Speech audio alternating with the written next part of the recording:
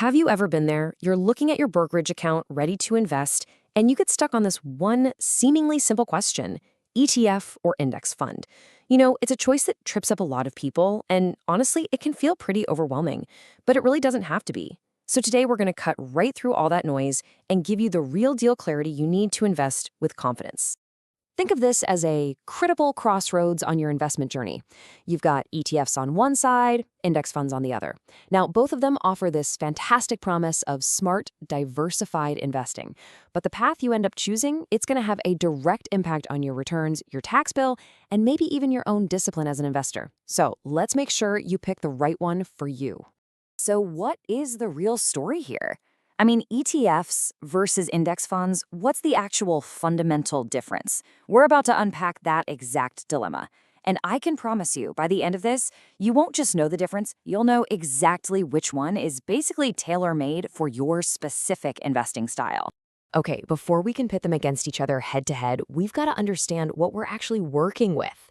It's all about laying the groundwork first. So let's build a solid foundation by defining each of these really powerful investment tools. All right, let's kick things off with the ETF, the Exchange Traded Fund. The easiest way to think about an ETF is to picture a basket of groceries. Instead of going down the aisles and buying every single item, or in our case, every single stock, one by one, you just buy the entire basket in one single transaction. And the key thing is, you can buy or sell this basket all day long while the market is open, just like you would with a share of Apple or Amazon. A classic example is SPY, which tracks the S&P 500. Its price is live, it's always moving. Now, let's look at the index fund, which is typically a mutual fund. It often has the exact same goal as an ETF, say to track the S&P 500, but it operates on a totally different schedule. You can place your buy or sell order anytime you want during the day, but that order only actually goes through once after the market closes for the day. And the price you get isn't live, it's what's called the net asset value, or NAV, which is just the fund's total value calculated right at the end of the day. And here it is. This is probably the single most important idea to grasp in this whole conversation. An ETF is a structure. It's the packaging, right? It's defined by its ability to trade all day like a stock. An index fund, on the other hand, is a strategy. Its entire job is just to follow or track an index. So, and this is the big reveal, an ETF can also be an index fund. Mind-blowing, right? So for the rest of our comparison, when we say index fund, we're going to be talking about that classic index mutual fund structure, just to keep things clear. So now that we're all on the same page with the definitions, it is time for the main event. We're going to compare these two on the three key battlegrounds that really matter to your bottom line: how they trade, what they cost, and how efficient they are when it comes to taxes. This table here gives us a fantastic snapshot of the key differences. Just look at that top row. ETFs trade all day. Index funds trade just once. That one difference directly affects their pricing, which you see in the next row. And notice the minimum investment. It's often way, way lower for ETFs. You can buy just one share. And then you've got tax efficiency, where ETFs generally have a pretty significant edge. We're going to dive deep into all of these, but you can already start to see how ETFs kind of lean towards the more active, hands-on investor, while index funds are really built for that long-term set-it-and-forget-it approach. So our first battleground is trading and flexibility. On the left, you've got the active trader.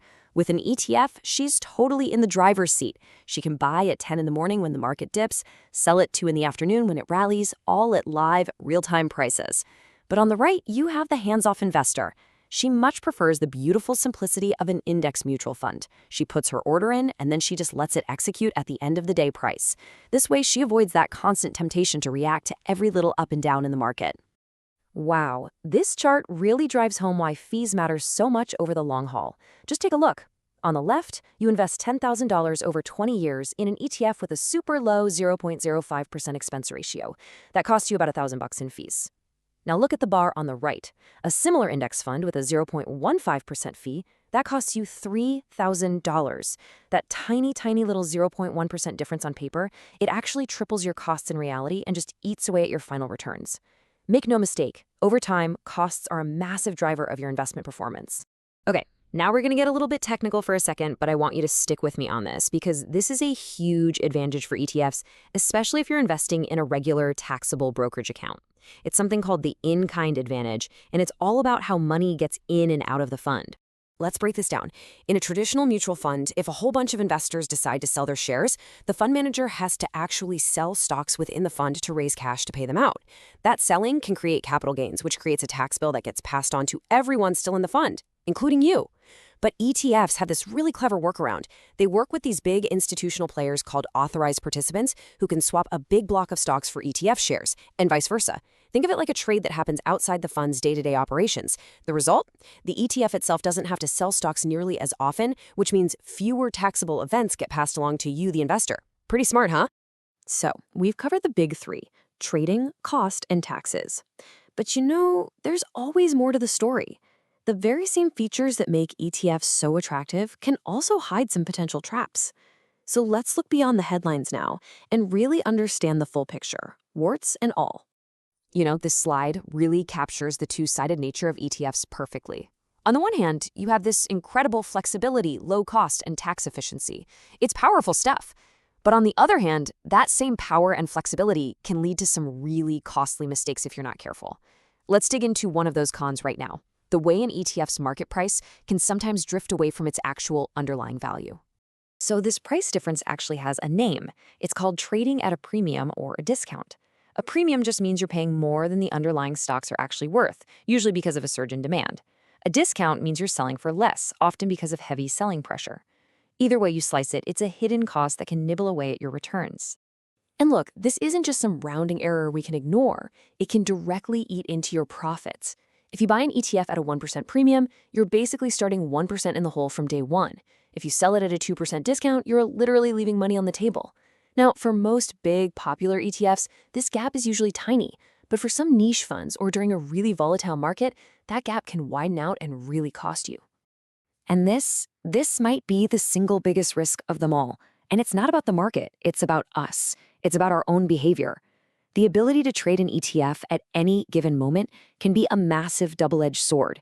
It's just so easy to get caught up in the day-to-day market noise, check your phone a million times, and make emotional, knee-jerk decisions that completely sabotage your long-term plan. The greatest feature of an ETF, its flexibility, can also be its greatest weakness if you let it. So, after all that, what's the final verdict? Well, the truth is, there is no single winner. There's no better option here. The best choice isn't about the investment product itself, it's about the investor. It all comes down to your personality, your goals, and frankly, how you want to approach building your wealth. It's all about finding the path that is right for you. So, which one of these investors sounds more like you? Are you the hands-on, flexible trader who really values control, wants to react to the market intraday, and is laser-focused on tax efficiency and a taxable account? If that's you, then the ETF is probably your tool of choice. Or are you the hands-off, long-term strategist, someone who values simplicity, discipline, and automation above all else? You just want to set your course and let it ride for decades. In that case, the classic index mutual fund is likely your ideal partner on this journey. I love this quote because it just perfectly sums up the right mindset for using ETFs. They are sophisticated tools, a lot like the controls in a modern airplane cockpit. They give you incredible power and precision, but you have to respect the physics behind them. You have to be aware of the hidden costs, the potential for market turbulence, and above all, the need for a disciplined pilot at the controls. A steady hand is absolutely essential. And there you have it. You now have the map. You understand the landscape, you know the different vehicles available, and you can see the routes ahead. The choice from here is all yours. So based on everything you've just learned, which path will you take?